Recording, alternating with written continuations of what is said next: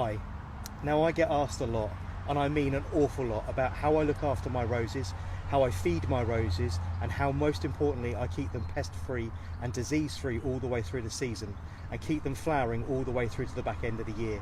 My answer with regards to this is always exactly the same. If you look after your soil will look after your plants.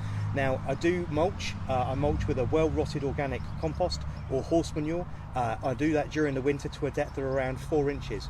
Now, on a garden of this scale, that means that's an awful lot of mulch. We go through something in the region of about 6 cubic meters just to keep the beds fed and well proportioned.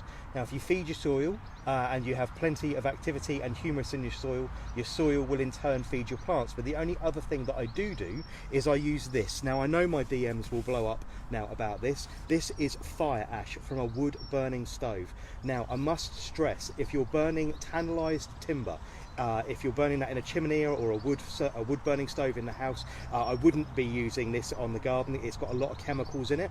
Obviously, no judgment if that's what you want to burn, but this is pure 100% normal seasoned timber. So there's nothing in this at all. That also goes if you're burning charcoal or if you're burning coal. Again, I wouldn't be spreading that in the garden. So what I normally do is, once I've mulched during the winter to a depth of around 100 millimeters, that's 10 centimeters or 4 inches in old money, all over the garden, what I do is normally in around late March, and I know I'm a little on the late side, I've been incredibly busy, but what I do around this time of year is I take my Bergen and Bull compost scoop and I give them all 1 scoop of fire ash, wood fire ash. You can see that's a level spoon, so if you're going to do that in your hands, that's about 3 or 4 decent handfuls. And what I do is I spread that around the root zone of each particular rose, and then I lightly fork that in with a hand trowel, and that's basically all that I do.